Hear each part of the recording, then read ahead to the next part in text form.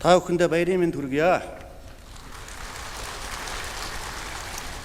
Одоогоос 10 жилийн өмнө мэргэжлийн хяналтын ажилчдын өдрийг тэмдэглэж байсныг би тод санаж байна. Тэгэхэд би мэргэжлийн хяналтын асуудал эрхэлсэн сайдаар томилогдож ажиллаж байсныг бас санаж байна. Тэрнээс хойш 10 жил өнгөрсөн байна. Тэр үед би харааны шил зэгддэг байсан бол одоо бас харааны шил зэгддэг болжээ. Тийм учраас цаг хугацаа гэдэг бол ийм хурдан юм байна гэдгийг бас энэ илтгэж байгаа гэж бодож байна. Мэргэжлийн хяналтын ажилтны өдрийг тохиолдуулан тус салбарт ажиллаж байгаа нийт ажилтны албан хаагч нар, ахмадууд, үе үед энэ албыг залгаж ирсэн бүх л хүмүүст Монгол Улсын засгийн газрын нэрийн өмнөөс болон ховоосоо чин сэтгэлийн халуун баярын мэнд дэвшүүлж байна. Хүний эрүүл аюулгүй орчинд амьдрах, чанартай аюулгүй бүтээгдэхүүн үйлчлэгийг хэрэглэх нөхцөлийг бүрдүүлэх зорилгоор эрсдлийг буруулах үндсэн чиг үүрэгтэй улсын мэргэжлийн хяналтын газрыг Монгол Улсын их хурл засгийн газрын тогтоох шийдвэрээр байгуулснаас хойш эдүгээ цөөнгүй жил өнгөрлөө.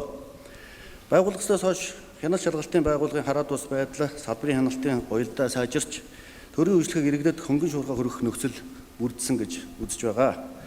Мэргэжлийн хяналтын нэгдсэн тогтолцоо бүрдсэнээс хойш хөгжлийн тодорхой үе шатуудыг туулахдаа олон нийтэд сайшаал, магтаал, талархал, шүүмжлэлийн аль алийг нь хүртэж, өнөөгийн төвшөнд хүрж ирснийг та бид бүгд мэднэ.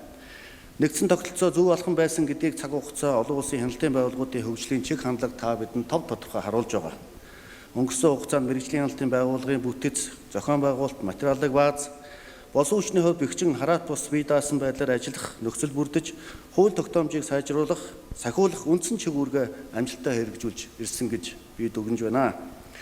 Монгол Улсын төрийн хяналт шалгалтын тухай хууль 2003 онд батлагдсанаас мэргэжлийн хяналтын байгууллагын эрх зүйн орчин бүрдсэн хэдий ч хяналт шалгалтын үйл ажиллагаа түүний эрх зүйн орчныг боловсронгуйлах шаардлага өнөөдөр ч гэсэн та бидний өмнө тулгамдсаар байгаа. Энэ бүх ажлыг бид хийж хэрэгжүүлэх ёстой гэж үзэж байгаа.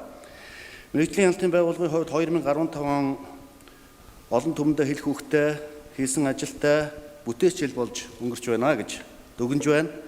Улсын байцаагч нар хяналт шалгалт хийхдээ хяналтын хуудсыг бүрэн ашигладаг болсноор хяналт шалгалт ил тод ойлгомжтой болж байгаа нь сайшаалтай. Бизнес эрхлэгч аж ахуйн нэгжүүд ч хяналтын хуудасаар дамжуулан өөрсдөө хянах тогтолцоо бүрдэж, байцаагч нарын тавьдаг шаардлагч бүрэн дүрэн мэдэрдэг боллоо. Бусдыг дарамтлагдаг, хувийн ашиг сонирхлоо гүйцэлдүүлдэг, хүн судал гаргадаг гэсэн ам давдсан олон жилийн яриа энэ ажил эхэлснээр эцэс болно гэдэгт би итгэл төгс байна. Мэргэжлийн хяналтын байгууллагаас эрсдэл цуурилсан хяналт шалгалтын стратегийг амжилттай хэрэгжүүлсэний үр дүнд иргэд бизнес эрхлэгчдийн хандлага өөрчлөгдсөөр байна.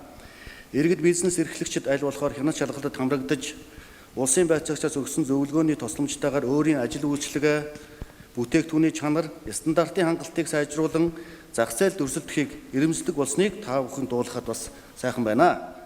Цаашид мэргэжлийн хяналтын байгууллагын үйл ажиллагааны шинжилгээг нийгмийн эрэлт хэрэгцээ, шаардлагад нийцүүлэн иж бүрэн цогц агуулгаар нь хэрэгжүүлэхэд засгийн газрын бодлого зорилт чиглэгдэх болно. Үүнд Монгол Улсын шадар сайдын хувьд би бүхэл талаар тусалцаа дэмжлэг үзүүлнэ гэдгээ бас та бүхэндээ хэлье.